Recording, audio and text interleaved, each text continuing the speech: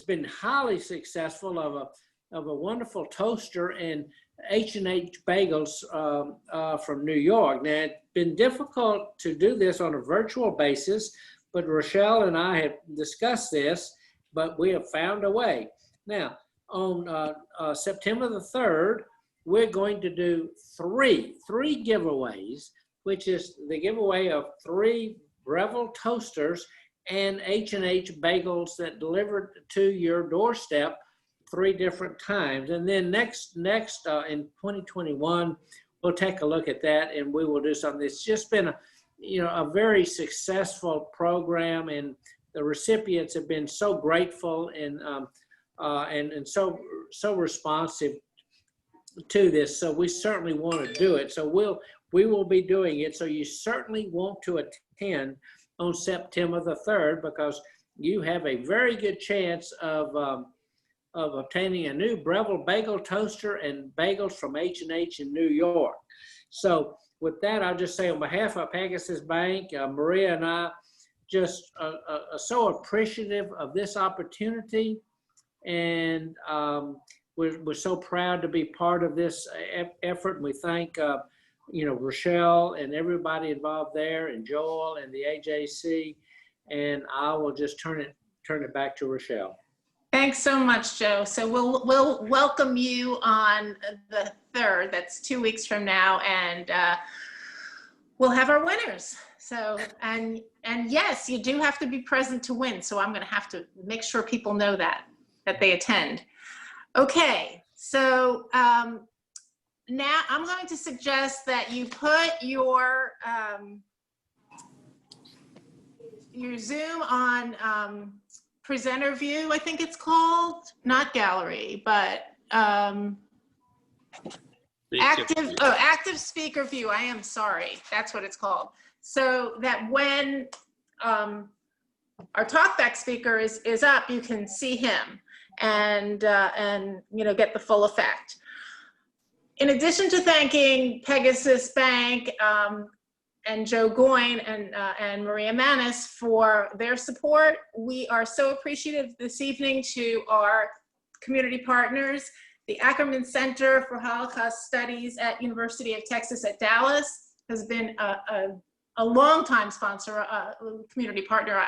I can't remember a time when the Ackerman Center wasn't involved with us on at least one film for the festival. And also the Dr. Harvey Bloom, Dallas Jewish War Vets of the United States, Post 256. Again, quite a few years that the Dallas Jewish War Vets have been partnering with us, and we are so appreciative of them as well. I want to mention that UTD has a special event coming up to honor Dr. Shoshana Oshvat on August 30th at 2 p.m. She is retiring after 40 years, and of course this will be a virtual celebration because of the environment we are dealing with. But many of you will remember many times where Dr. Oshvat spoke to us after movies. And now I want to welcome Dr. Nils Roemer, who is going to speak to us about Hitler Stole My Pink Rabbit. Dr. Roemer is the interim dean of the School of the Arts and Humanities, the director of the Ackerman Center for Holocaust Studies, and the Stan and Barbara Rabin Professor at the University of Texas at Dallas. He received his MA in 1993 from the University of Hamburg, and in 2000 his PhD from Columbia University. He published Jewish Scholarship and Culture in 19th Century Germany, Between History and Faith in 2005, German City, Jewish Memory, The Story of Worms, German, 2010, and numerous articles and several co-edited volumes. He's also the co-editor of the Germanic Review, and his special fields of interest are the Holocaust, German and Jewish cultural and intellectual history, and he is the perfect person to help unpack this film. So welcome, Dr. Nils Roemer. Thank you so much for that wonderful introduction. So I think you almost gave away one aspect about how I connect to the movie I was born in Germany. We can do a little bit of math or not, but let's say that the book initially was published in English in 1971 and then appeared in Germany in a German translation in 1973. So my first encounter with this book, in other words, was as a child reading it in German. And now watched it and read it again a few years later in between. And obviously quite a few things have changed. And I think I want to go in my comments at it in two different ways. One, maybe initially a bit critical, and then maybe coming in from the other side as well. So I think the first thing that we notice when we watch that movie is, in particular, once we have the family leave Berlin, that it almost looks like The Sound of Music.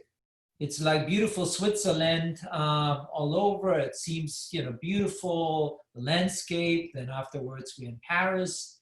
So last station is London. All in all, it doesn't seem to be, an environment that speaks of harsh realities of exile, loss of home. I mean, they're here and there references, but all in all, and I think the overarching theme initially is that all the characters are immensely endearing, and there are, in lots of ways, I think, very closely, we follow them very closely, the little girl, obviously, as well as her brother, and then her two parents. So in many ways, critics have always charged this book for being kind of mislabeled or misleading insofar as, in the end, it is a quote-unquote fairly benign view of what otherwise we call as the Holocaust.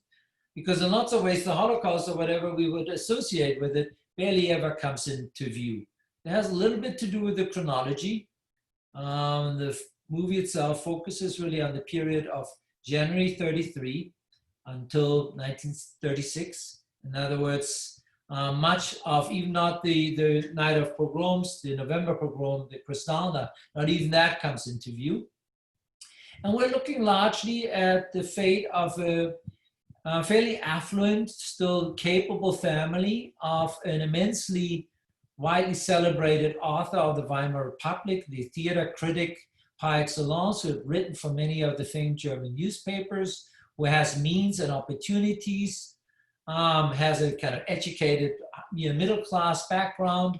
And I think we could see all of that, how he carries that initially with him into exile. And then we can see how the places where they live, they steadily decline, right? From their first lush hotel all the way down to their arrival in Paris, when the two kids are looking at each other and quietly say, oh, I had imagined this to be a lot nicer. So we can see how there are some constraints. But ultimately, for all intents and purposes, it's a very limited encounter with the Holocaust. And in lots of ways, I suspect one could say that it was easier for the German public in the 1970s to deal with a book like that.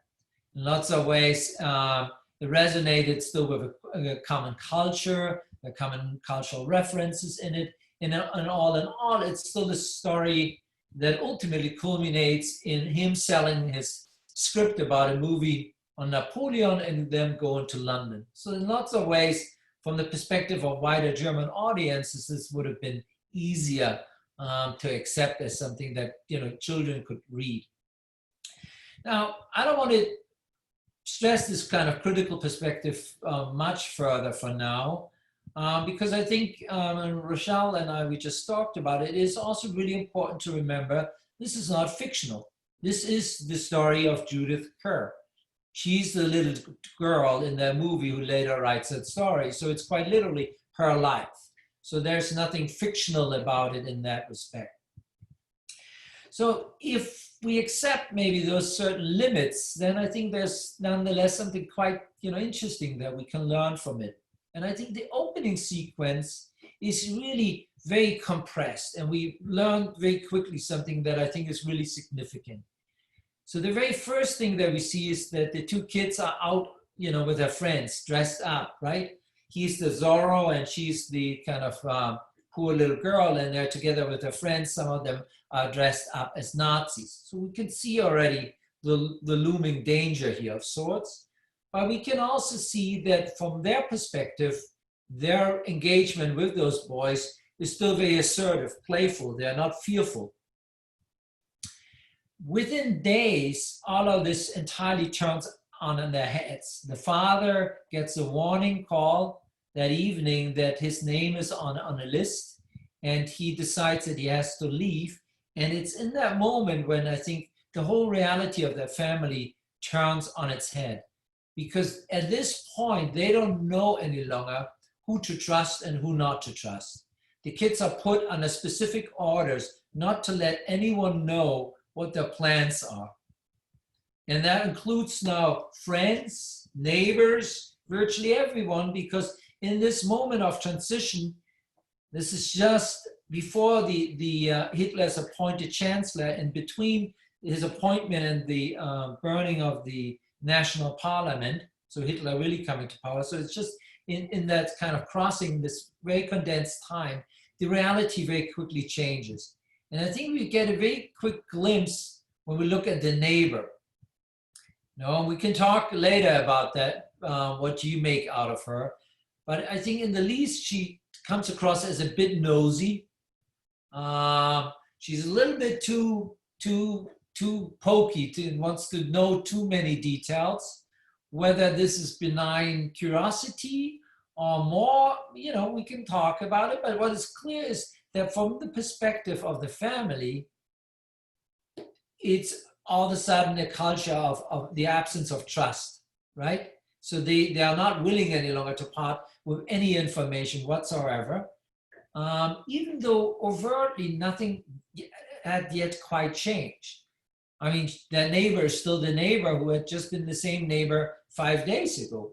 But the changing political circumstances are also radically changing now the social interaction between one's former friends and neighbors, so that there's quite literally no one left to trust.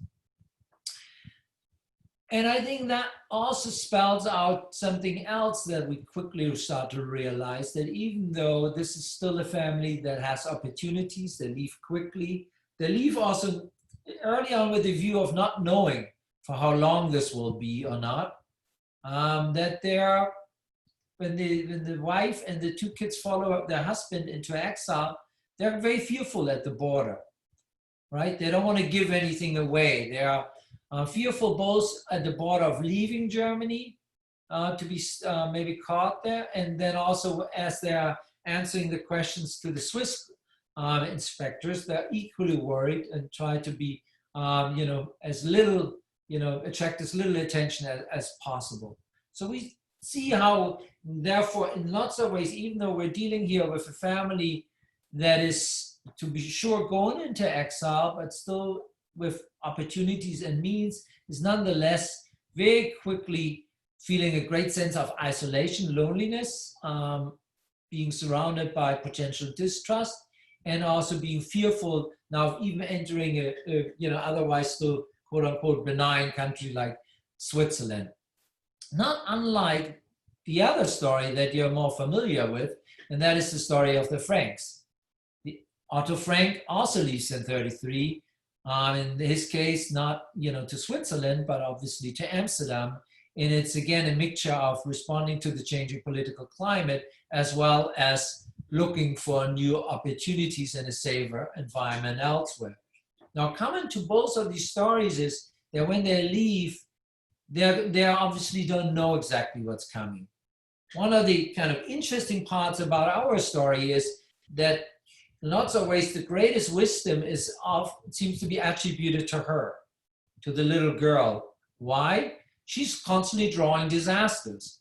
So in all of her drawing that seems to occupy her quite a bit, she's not drawing smiley faces, but as the conversation goes between her and her father, she's constantly drawing one catastrophe or disaster after another. So she's very mindful of there being things that matter and have changed, but she is aware of those because of the ways they register in her life.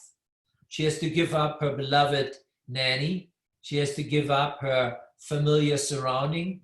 Remember, she walks through the house and says goodbye to all the rooms. She has the agonizing choice over which stuffed animal to take. And she sees for the first time tears on her mother's face. So she's not aware of the wider political circumstances, but in the ways in which they register in her own private life. And I think that creates a level of fear in her that in lots of ways is presumably almost more perceptive, one might say, than the ways, by which adults, rationalize maybe the situation or not. Uncle being a good case, Julius, who, maybe initially try to comfort the feeling at the family, but also maybe console himself, thinking that all of this might be a little bit more short-lived. So I think insofar, and then I'll end here for a moment, insofar as we really accept that this is a movie that is really only about that short period, from 33 to 36, and it singles out one individual family from Berlin of a highly educated background, with certain means, where also one is left there feeling that their own Jewish identity is something that is maybe partly reinforced upon them and then kind of comes to them more as they are forced into the new reality of their existence, like the synagogue scene in Paris.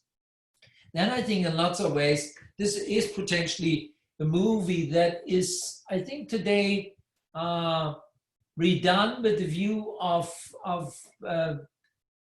kind of bringing more the experience of exile and loss of home, refugees and those kinds of issues to the fore, rather than the Holocaust and in the larger scheme of things that we normally think about. So I think I'm gonna leave it here for a moment, and then I think we open the channel so you can ask questions in the chat function, I believe, or you can also unmute yourself. You can put a question in the chat, or you can either raise your hand using the hand raising function, or you can do it the old-fashioned way, raise your hand, and Adina and I, one of us will see you and call on you and tell you to unmute yourself. So I don't see any hands right now.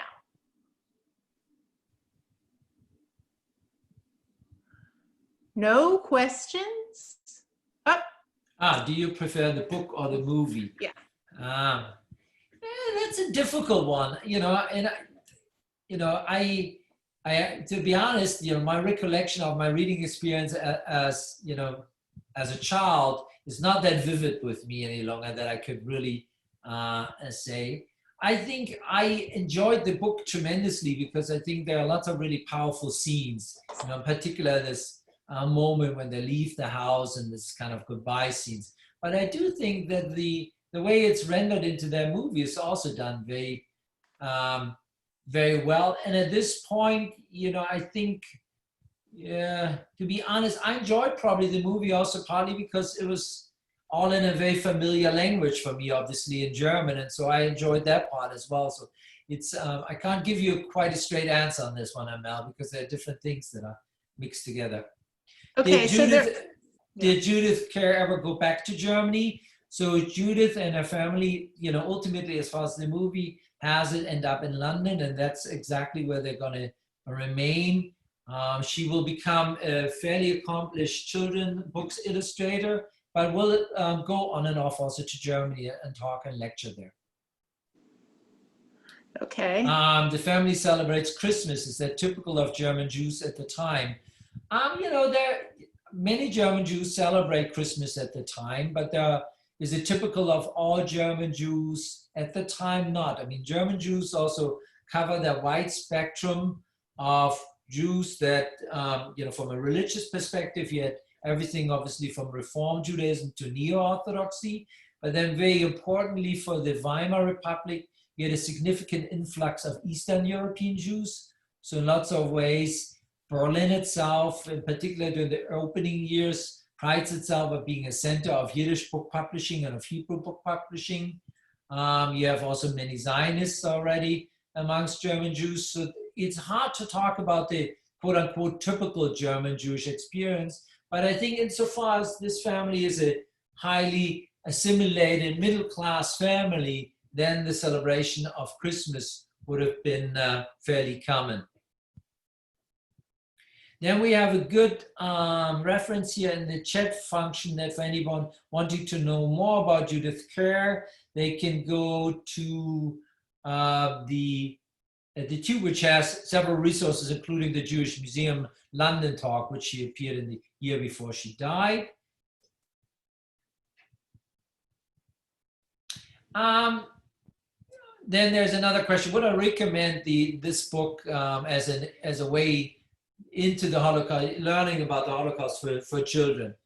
I think before I answer this, children, that's also a wide range, right? There can be of different ages. I think this book particular, I think works for younger children. So in particular for a younger age group of those, whatever you put between 8 and 14, I think, this is actually doable. And I think it also does a really good job in sticking to the perspective of children, so that there's enough in there that children can kind of connect with, how they're attached to their stuffed animals, to familiar surroundings, how change is in lots of ways irritating, making friends, new languages, all these types of things I think are things that kids can relate to. So I think insofar as we have that age group in mind, and insofar as we accept that teaching the Holocaust to children is difficult, that there's not like an easy-made version, then I think with all of its limitation, I think this book can serve quite well as an introduction. Is the father socialist communist? And are his political leanings, is it because he is Jewish or not? So he's presented at the time as an outspoken critic of the Third Reich, and he's seen as a communist or socialist, and of sorts. Himself is not quite that radical. There's a considerable group of these very accomplished German Jewish intellectuals. They're naming another one and passing Tucholsky, who has a kind of similar position. They're adamant supporters of the Weimar Republic and of its democratic institutions. They have certain affinities for Jewish nationalism in the sense of Zionism. Kerr also writes about Palestine, but they're ultimately politically maybe on the left, but without belonging to a political party, not to the Communist Party, not to the socialists, but also never quite to any religious party, but also not really to the Zionists. So they're the best way you can kind of describe these intellectuals, these very itinerant intellectuals, is that they are quite not belonging to any group in particular. And that's, I think, part of that story that we see indirectly, that that the father kind of falls back on in the end, in exile, the Jewish community is all there is left for him. There's no one else. And part of the reason why he's going to Paris is he hopes that he can write for the Jewish newspapers. So the story of Uncle Julius, he's obviously the beloved uncle. He's the one with the kind of magical kind of ways around him. He's the one who introduces the little girl Anna always into just having to blow at his watch and it magically opens. He seems to be the storyteller, very affectionately helped by all members of the family. He stays behind. He's the guardian of the first edition collection that is valuable in more than one ways. He seems to be fond of things that little girl Anna is as well, meaning the animals in the zoo.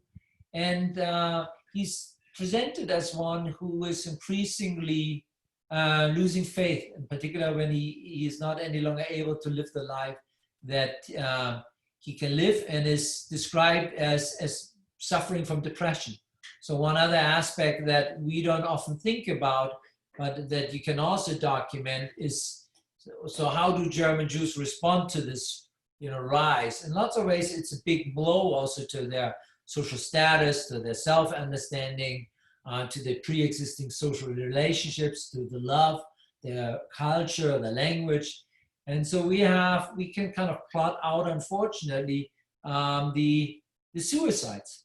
That one of the ways by which German Jews respond is despair. Despair that comes at different moments in different ways, but results in suicides, often in the face of the absence of any viable alternative. Yeah, we all want the rabbit to resurface at some point, in particular, since it is the title of the book. But I think we also do understand that there's no way how that rabbit can ever, or the bunny can ever reappear. And I think this is an important, we can kind of play through this for a moment. The reason why she so fondly remembers that bunny is obviously that the bunny itself has probably stunning qualities, the biggest fluffy ears ever, or whatever the bunny has.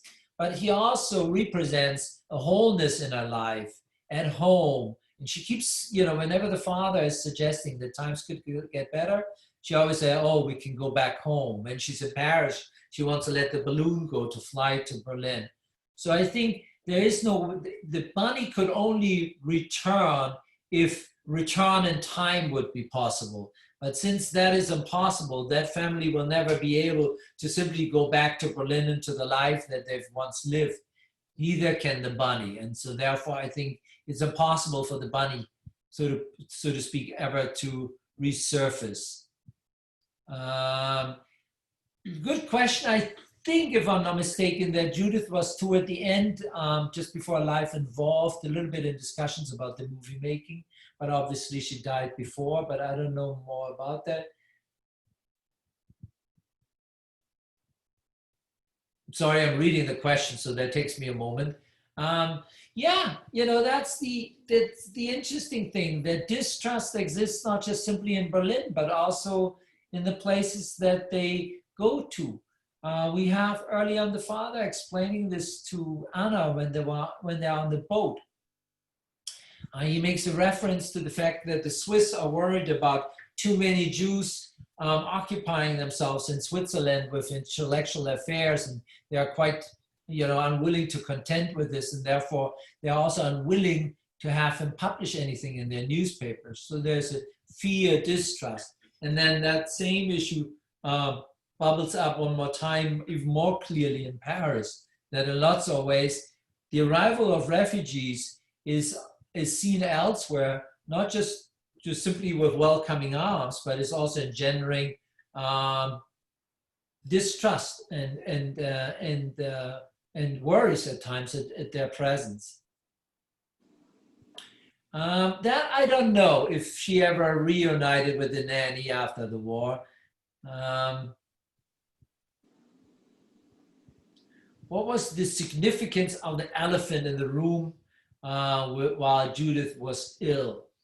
I think she's just dreaming. I think, there's this moment where, we learn that she and Julius had that, passion together always to visit the elephant in the Berlin Zoo. And I just take it as her, hallucinating about all the things that she had left behind.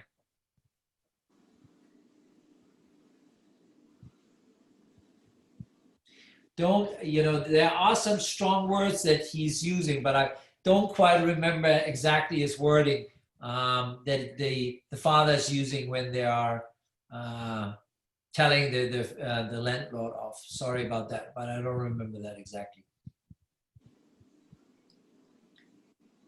I think you guys like to type your questions better than ask them. You're very quick here in the chat function. So there's a question here that you missed about, okay. do we know why the father went to the synagogue?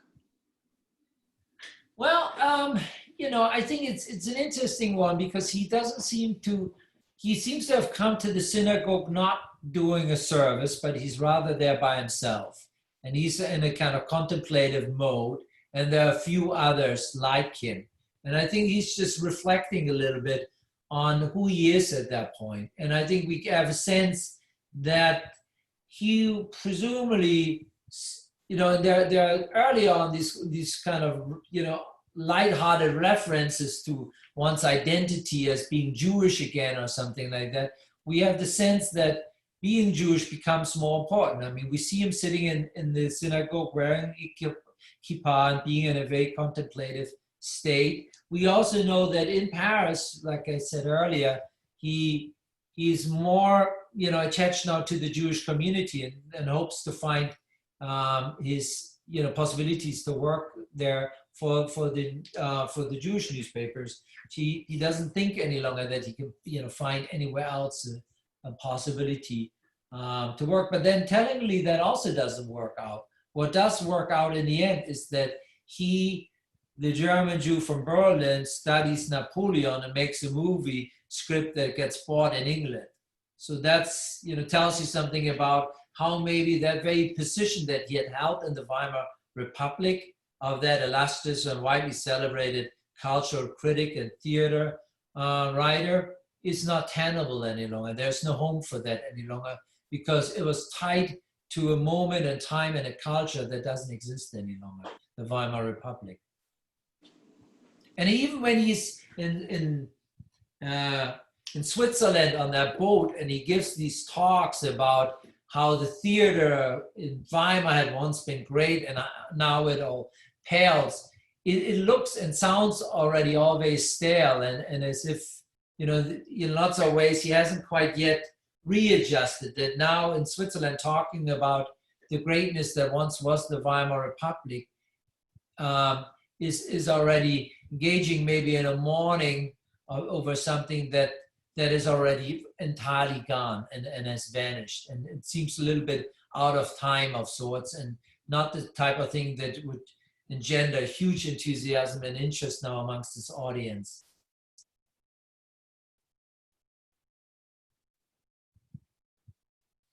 Well, that's an interesting one. So there's a question about the Jewish director. I think this pertains to this encounter in Paris where they meet up again with other German Jews who are in exile. And in this particular case with this Jewish director. And Kerr apparently was not just dismissive of him during the Weimar Republic, but was almost, destructive of whatever he was doing. And so we realized that those animosities that had existed in the Weimar Republic between individuals, that they're not entirely gone yet. But we also realized that the women in particular don't quite care for the continuation of this kind of criticism between their respective husbands. And the mother and the kids are very happy and very excited to be invited and to be able to eat all that good food. But we see him there as being still a bit stuck in his own mind of rehearsing, lots of ways, a position that would have made sense and be important maybe for him in the Weimar Republic, but not so much now any longer.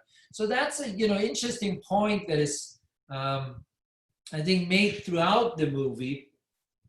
There's an earlier moment when they are in Switzerland and the two kids, Anna and Max, are sitting along this little pond or something and they have fun. And then you see the father and the mother coming from behind. And the father apparently is trying to learn how to ride a bike.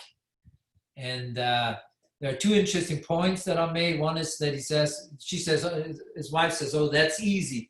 And he responds, "Well, if you know how to speak Chinese, then Chinese is easy." But more tellingly, I think it's Anna who says, "At home, Papa always knew how to do everything."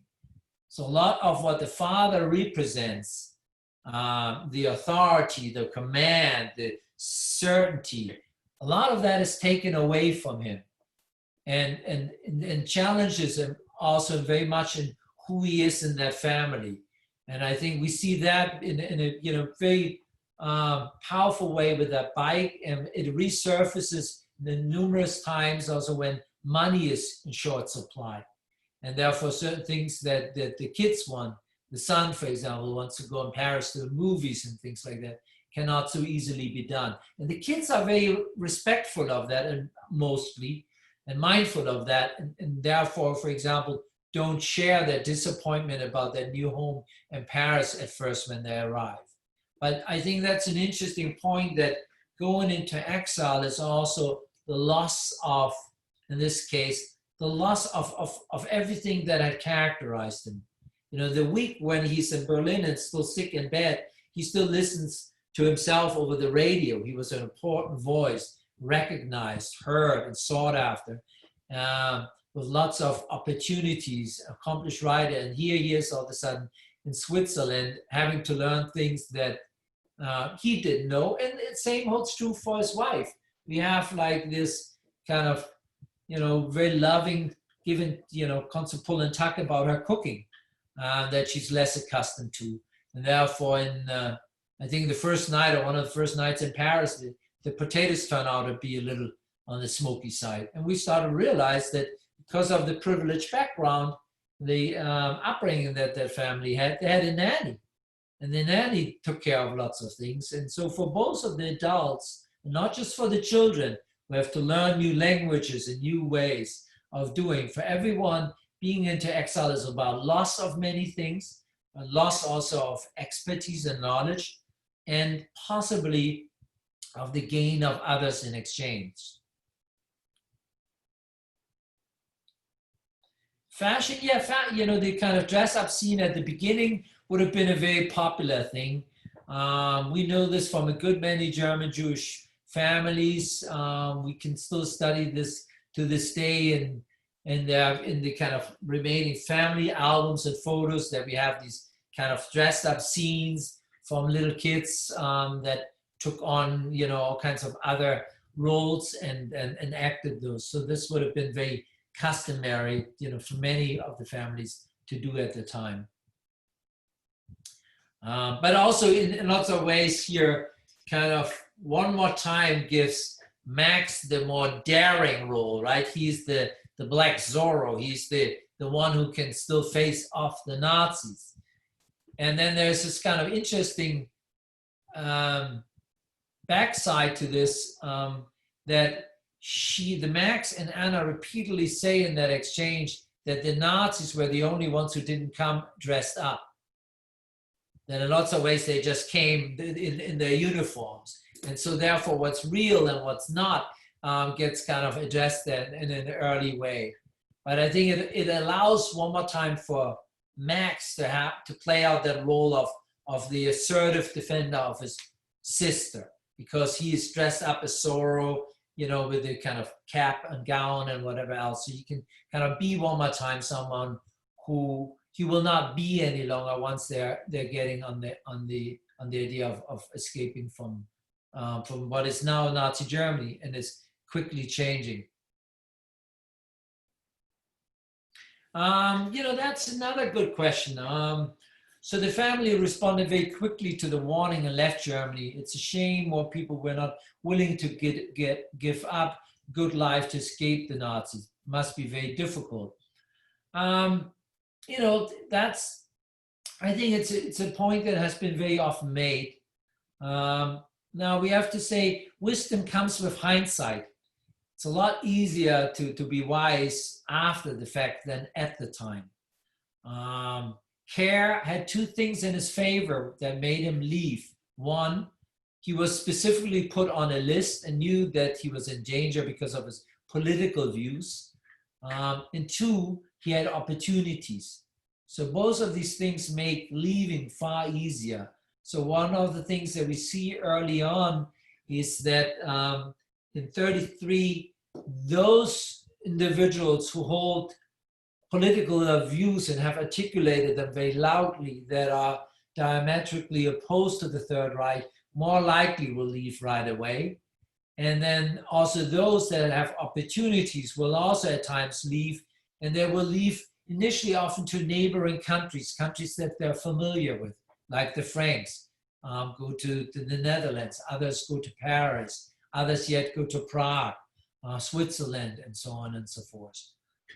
There's going to be another wave of Jewish refugees that, you know, peaks more after the kind of, you know, our movie ends, meaning after 36, and in particular after the November pogrom, Night of Broken Glass. The problem for that group is at that point, there are not many places left that are willing to take on Jewish refugees. And then the other big problem to many of the Jewish refugees who do make it actually out of Nazi Germany is they did see the writing on the wall. They did make the right choices. But what possibly they could really not have anticipated was the fact that Nazi Germany would very quickly conquer the better part of Europe. And therefore, even though they had gone to Paris, had gone to Amsterdam, had gone to Prague, had gone to Vienna and all these other places, they would, very soon find themselves again in the Nazi-controlled countries. So that's, I think, the other part that we have to understand, that they are sometimes making the right choices, but unfortunately, it's not getting them far enough away from everything. What was the point taking a son to eat escargot? I think there's something, applied in that question, and that is a certain, I don't think you like them very much. Do you think that they are desirable to eat or not? I think my sense is that it's seen as a treat of something truly Parisian. And therefore, it's a kind of a marker of the two men of the family indulging in something that is truly, truly remarkable. But I think maybe less recognizable for us because we might not want to eat it. We think, oh, the poor son gets tortured and punished here by having to eat this.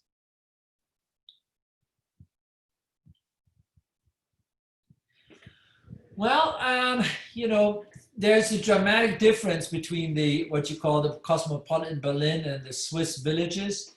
I mean, we start to understand that they're compelled to move a little bit out of financial necessity.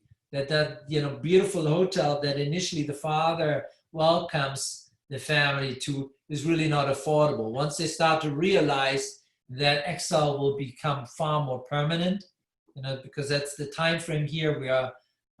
We see when the family crosses the border, right? We see the stamp into the passport. It's February 24th.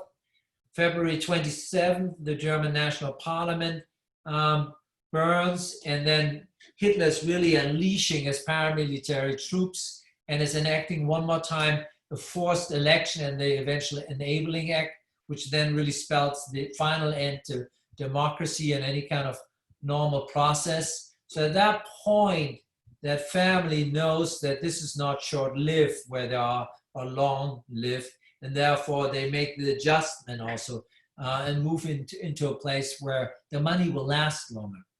I think that's the other part of this.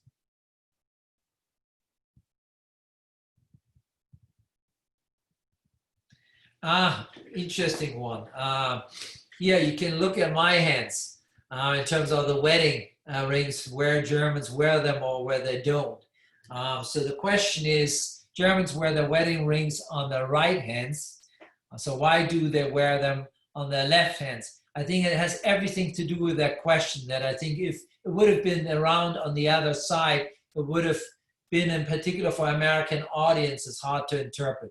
Are they married? Are they not married? And so I think they're just moving the ring onto a side of the hand that is recognizable, just like, my ring is on my left side and not on my right side. And you can't see it, Do you think they made this movie for American audience? Well, they speak English. It's all right. It's all subtitled already. It's not just for the German audience. I mean, the movie's made, I think, to resonate with big markets. I mean, there's a lot of, and the fact that we are discussing it here. I mean, Judith Kerr is an illustrious author. I mean, the movie has a certain appeal. I think it was made with it. I mean, that's my hunch on the issue of the rings, that if it would have been solely for a German audience, then the rings would not have switched the hands. But take it as, my guess on this one. I ultimately, I don't know. All right. I think hopefully the movie was made in 2019 and is now, I think, being more widely released. And what I was paraphrasing earlier some of the reviews in particular that came out in German and in the press were a little critical because of the obvious limitations in terms of the movie when it was first launched. But I think this is now, so to speak, it's international launch.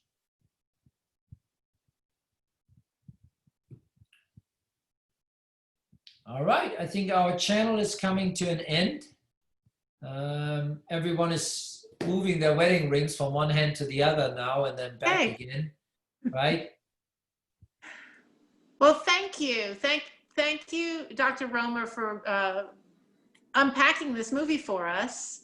And thank you, everyone, for joining us this evening. Thank you all for being here, and hope to see you soon again. Yeah, Bye. we'll see you next week for Hate Among Us on Monday through Wednesday, and then a talk back with Cheryl Drazen on Thursday evening. Thank you. Bye. And thanks again to Pegasus Bank, our Dell's Jewish War Veterans, and of course, Ackerman Center for Holocaust Studies at UTD. Thanks again.